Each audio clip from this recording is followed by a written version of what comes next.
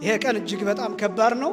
በእንባ ብቻ የሚገለጥ አባቶቻችን በሕይወት የገለጡት ቀን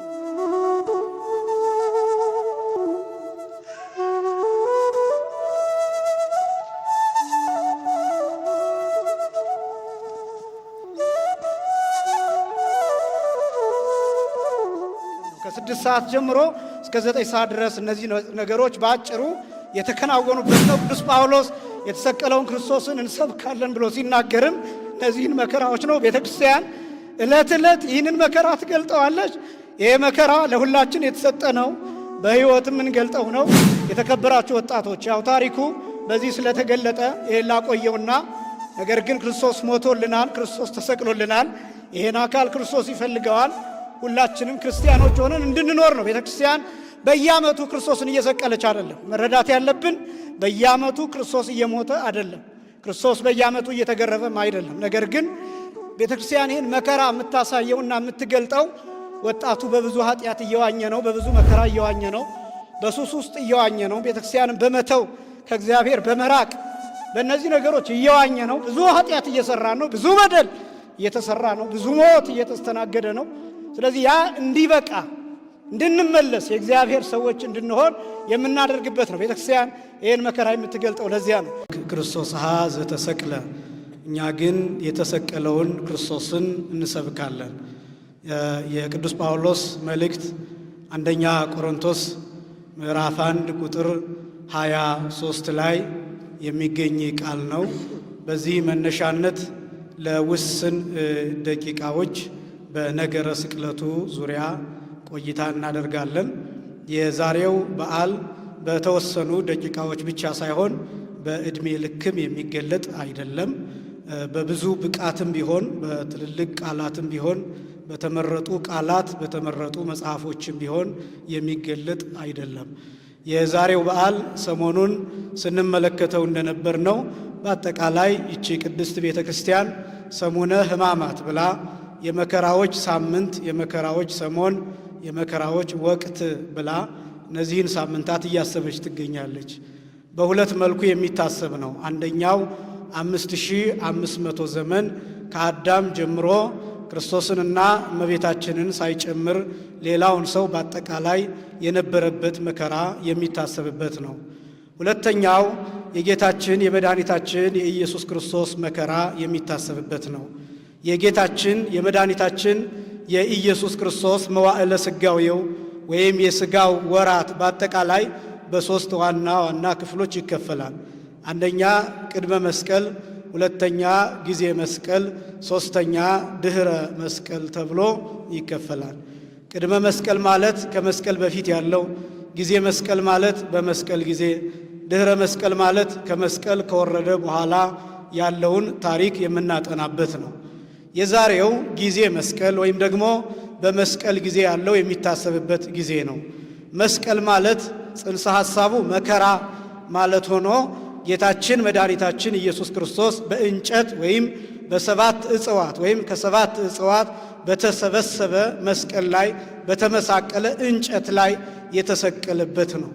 እንደሚታወቀው ሐዋርያው ቅዱስ ጳውሎስም እንደገለጠው ገላትያ ምዕራፍ 3 ቁጥር 13 ላይ በእንጨት የተሰቀለ የተረገመ ነው ተብሎ ተጽፏል ይልና ቅዱስ ጳውሎስ ክርስቶስ እኛን ከእርግማን ይዋጀን ዘንድ ስለ ሁላችን እርግማን ሆነ ብሎ ይጽፋል።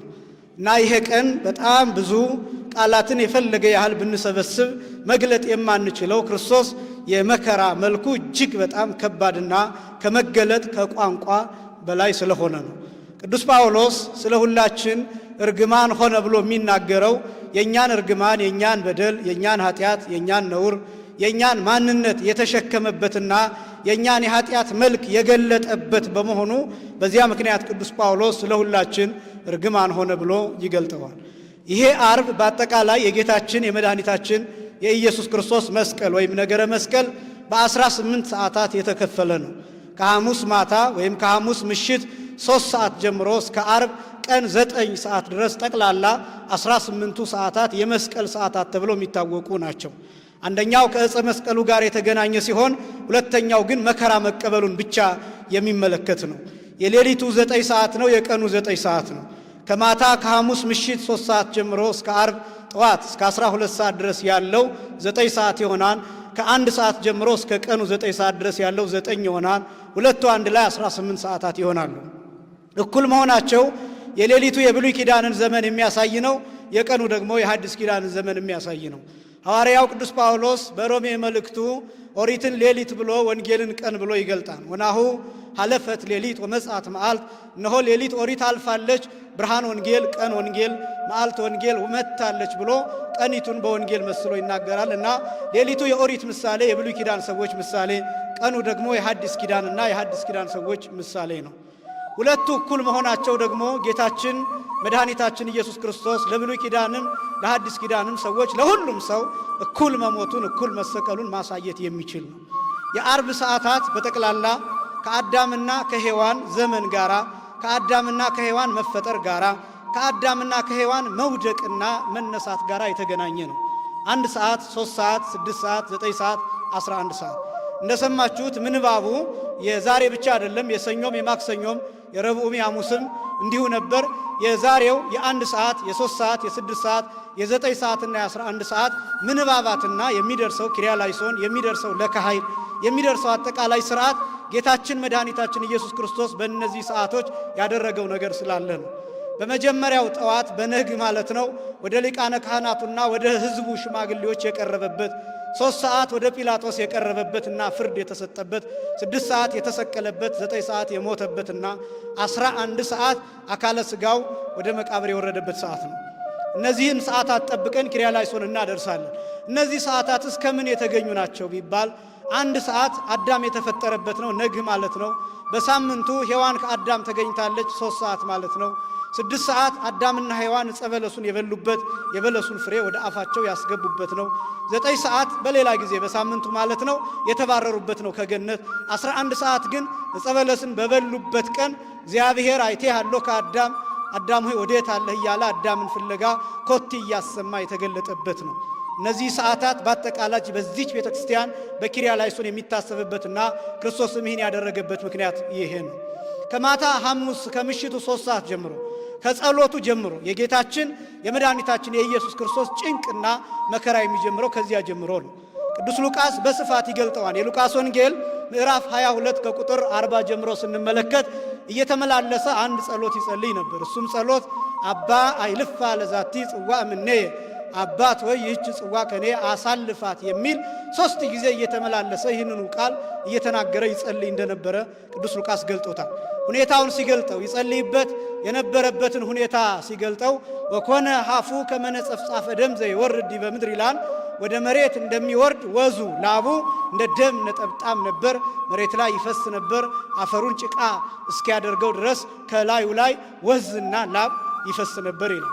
ይህንንም ቅዱስ ቄርሎስ ሲተረጉም ለምንድን ነው ይህንን ወዝ ይሄ ላብ ይፈስ የነበረው ቢባል አዳምን ብላ በሀፈ ገጽከ ከፊትህ በሚወጣ ወዝ ተንጠፍጥፎ ላብህ ፈሶ ብላ፣ ወጥተህ ወርደህ ጥረህ ግለህ እሾህ ወግቶ እንቅፋት መጥቶ ብላ ብሎ ረግሞት ነበርና ያንን መርገም ሊሸከምለት እንደመጣና እንደተሸከመለት ለማጠየቅ ነው ብሎ ቅዱስ ቄርሎስ ይተረጉማል።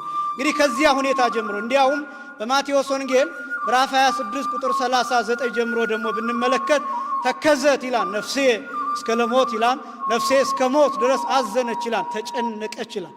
እንግዲህ ትካዜውን ተመልከቱት፣ ሐዘኑን ተመልከቱት። የሚያስጨንቀው እስከ ሞት ድረስ ነው።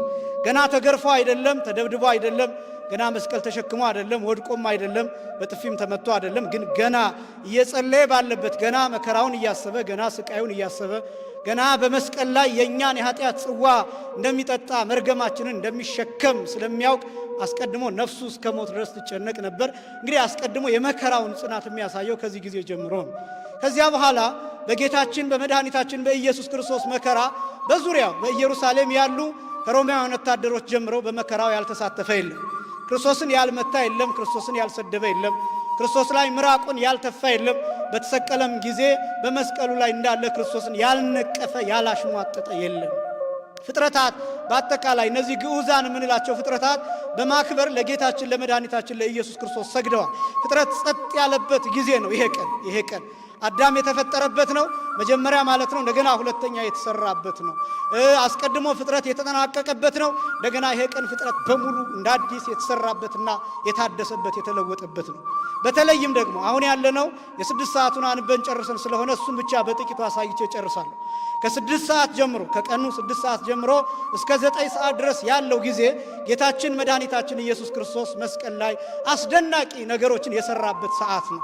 እጅግ በጣም ከቃላት በላይ አስቀድሜ እንደገለጥኩት ከቋንቋ በላይ ከመነገር በላይ ከመገለጥ በላይ መገለጥ ብቻ አይደለም ከአይምሮ በላይ ነው። በነገራችን ላይ የትኛውም ቅዱስ የትኛውም ሊቅ ቢበቃ ይህን ቀን በሙሉነት መግለጥ አይችልም። መግለጥ ብቻ አይደለም የክርስቶስን መከራ በሙሉነቱ መረዳት የሚችል ማንም የለም። መከራውን የሚያውቀው ራሱ ብቻ ነው። የተቀበለው ራሱ ብቻ ነው። በጣም ብዙ ነገሮችን አስተውላችሁ ከሆነ የኛ የየራሳችንን ነገሮች እንኳን መግለጥ የማንችላቸው አሉ። ቃላት ያጥረኛን እያልን ምስጋናም ቢሆን መከራም ቢሆን ሐዘንም ቢሆን ለመግለጥ የምንቸገርባቸው አሉ። የክርስቶስ መከራ ራሱ እንኳን መጥቶ ቢነግረን ላይገባን ሁሉ ይችላል። ራሱ ክርስቶስ መጥቶ ቢነግረን የሚያውቀው እሱ ጋር ብቻ የቀረ እሱ ብቻ የተሸከመው እሱ ጋር ብቻ የሆነ ስሜቱ እሱ ጋር ብቻ የቀረ ስቃዩ እሱ ጋር ብቻ የቀረ መከራው እሱ ጋር ብቻ የቀረ እሱ የተሸከመው እሱ የሚያውቀው እሱ የተረዳው እሱ በተግባር የገለጠውና የሆነው እሱ ጋር ብቻ የቀረ ያልተገለጠ በእመቤታችን ልብ ተወስኖ ያለ ከዚያ ቀጥሎ ደግሞ በጥቂት ቅዱሳን እንዲህ ሆኖ ያለ እኛ ግን መግለጥ የማንችለው መከራ በየአይነቱ በጣም ብዙ ነው። ጸዋትወ መከራ እንዲያውም ድርሳነ ማህየው በተወሰነ መልኩ ለመቁጠር ይሞክራል። እነዚህ መከራዎቹን ጥፊውን የብቻ ቡጢውን የብቻ ጅራፉን የብቻ እንዲያረገ እየቆጠረ ጠቅላላ ጌታ የተቀበለው መከራ 19125 ነው ይላል። ይሄ እንግዲህ የተቆጠረው ነው። ይሄ ዮሐንስ ወንጌላዊ የቆጠረው ቤርዜሊ ቤርዜዳ ቤልቴዲ መልቴዳ ተብለው የሚጠሩት ሴቶች ራቅ ብለው ይከተሉት የነበሩት ቅዱሳት አንስት እነ ሰሎሜ በትንሹ ያዩትና የተመለከቱት ነው። ስቃዩን ማንም ሊናገረው ማንም ሊቆጥረው አይችልም። የተቆጠረው ግን 19125 መከራ አይሁዳውያን አድርሰውበታል ይላል። ይሄ የሚቆጠረው ነው። የማይቆጠረው ደግሞ ክርስቶስ በመስቀል ላይ ሆኖ በእኛ በደል የደቀቀው መድቀቅ ደግሞ ይሄ የማይነገር ነው። ነቢዩ ኢሳይያስ በትንቢተ ኢሳይያስ ምዕራፍ 53 ከቁጥር 1 ጀምሮ ያው እንወደው ዘንድ ይላን ደምግባት የለውም ይላን ጠቁሯን ይላል። ጌታችን መድኃኒታችን ኢየሱስ ክርስቶስ የእኛን በደል የእኛን ነውር የእኛን ኃጢአት በተሸከመ ጊዜ ጠቁሯል፣ መልኩ ጠፍቷል፣ እስከማይታወቅ ድረስ ተገርፏል፣ ደሙ ይፈሳል፣ መከራው አለ። ደግሞ ረቂቅ በሆነ መልኩ የእኛ በደል እሱ ላይ አርፎባት ጫንቃውን እያደቀቀው ሽንጡን እያደቀቀው አካሉን ጨርቅ እያደረገው 3 ሰዓታት ቆይቷል። ቶሎ ያልሞተበት ምክንያት ይሄ ነው። እነዚህ 3 ሰዓታት ይህን የሚሰራበት ሰዓት ነበር። ዓለምን እንደገና የሚሰራበት ምድር እንደገና የምትታደስበት። በዚያ ጊዜ የታከመው የሰው ልጅ ብቻ አይደለም፣ ፍጥረት በሙሉ ነው። 4ቱ ባህሪያት ነፋስ፣ እሳት፣ ውሃ፣ መሬት እነዚህ በሙሉ ምክንያቱም ምድር በአዳም የተነሳ ተረግማ ነበር። እንደምታውቁት ርግምተ ትኩን ምድር በእንቲአከ በአንተ የተነሳ ምድር መሬት የተረገመች ትሁን ተብላ ምድር ተረግማለች። ድንጋዩ ተረግመዋል፣ እጽዋት ተረግመዋል፣ ውሃው ተረግመዋል፣ ነፋስ ተረግመዋል። ጠቅላላ 4ቱ ባህሪያት በሙሉ ተረግመዋል። እንስሳት፣ አራዊት በሙሉ ተረግመዋል። ክርስቶስ በተሰቀለበት ጊዜ ይሄ ሁሉ ፍጥረት እንደገና እየታደሰ እንደ አዲስ ተቦክቶ እየተጋገረ የነበረበት ሰዓት ነው ያ ሰዓት። ስለዚህ ክርስቶስ መስቀል ላይ በበደላችን እየደቀቀ የቆየበት ሰዓት ነው ከ6 ሰዓት ጀምሮ። 6 ሰዓት ለምንድን ነው አካሉ ከመስቀል ጋር የተገናኘው ቢባል አስቀድሜ እንደገለጥኩት አዳምና ሔዋን የበለሱን ፍሬ ወደ አፋቸው ያስገቡት ልክ 6 ሰዓት ነው።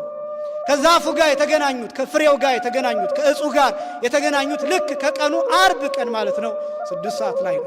ክርስቶስ ለአዳምና ለሔዋን እንደ ካሰ ለማጠየቅ ተራቁቶ ሙሉ ራቁቱን ሆኖ የተመሳቀለው እንጨት ላይ 7ቱ እጽዋት ላይ ገላው ያረፈው ልክ 6 ሰዓት ላይ ነው። አዳምና ሔዋን የበለሱን ፍሬ በበሉበት ቅጽበት በዚያ ሰዓት ራቁታቸውን እንደሆነ አወቁ ይላል። ከዚያ መተፋፈር ጀመሩ ይላል። ክርስቶስ 6 ሰዓት ላይ ራቁቱን ሆነ፣ ሙሉ ራቁቱን ወንድነቱን ጭምር እየታየ መስቀል ላይ ተራቆተ። አዳምና ሔዋን ስለበሉት ፍሬ ፋንታ ክርስቶስ መስቀል ላይ ስለነሱ ተሰቀለ። ስለ ሁላችን መስቀል ላይ ሰውነቱ አረፈ። ራቁቱን መስቀሉ ላይ ማረፉ ብቻ አይደለም፣ 5 ችንካሮች ከነርቡና ከደም ስሩ ጋር የሚገናኙ ችንካሮች እጁ ላይ እንዲያርፉ ተደርገዋል። እነዚህን ነገሮች መግለጽ አይቻልም። እውነት ለመናገር ይሄ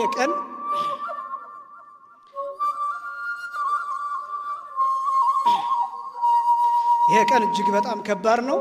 በእንባ ብቻ የሚገለጥ አባቶቻችን በሕይወት የገለጡት ቀን ነው። ከ6 ሰዓት ጀምሮ እስከ 9 ሰዓት ድረስ እነዚህ ነገሮች በአጭሩ የተከናወኑበት ነው። ቅዱስ ጳውሎስ የተሰቀለውን ክርስቶስን እንሰብካለን ብሎ ሲናገርም እነዚህን መከራዎች ነው። ቤተ ክርስቲያን ዕለት ዕለት ይህንን መከራ ትገልጠዋለች።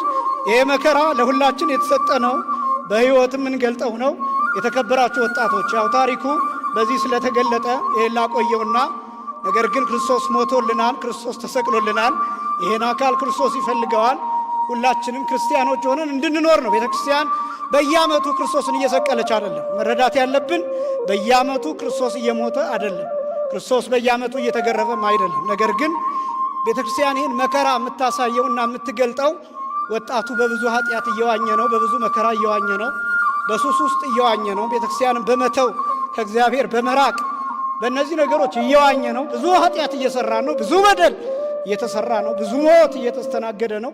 ስለዚህ ያ እንዲበቃ እንድንመለስ የእግዚአብሔር ሰዎች እንድንሆን የምናደርግበት ነው። ቤተክርስቲያን ይህን መከራ የምትገልጠው ለዚያ ነው።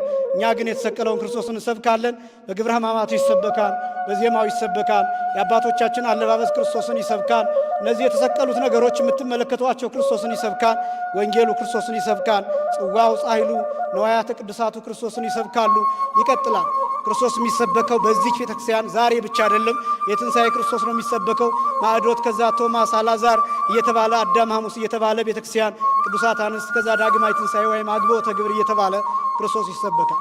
ይህችን ቤተክርስቲያን ወጣቶች ዛሬ የመጣችሁ ቤተክርስቲያኗን እንድታውቋትና ቤተክርስቲያኗን እንድትወዷት ከቤተክርስቲያኗ ጋር ተጣብቃችሁ እንድትኖሩ እንፈልጋለን። ዛሬ አድክመናችሁ ስግደት ብቻ ሰግዳችሁ ከቤተክርስቲያን እንድትለዩ ሳይሆን ሁልጊዜም ከቤተክርስቲያን ጋር እንድትኖሩ እንፈልጋለን። በሕይወታችን ክርስቶስን የተሰቀለውን ክርስቶስን እንድንሰብክ አምላካችን እግዚአብሔር ይርዳን። ከመከራው እንድንሳተፍ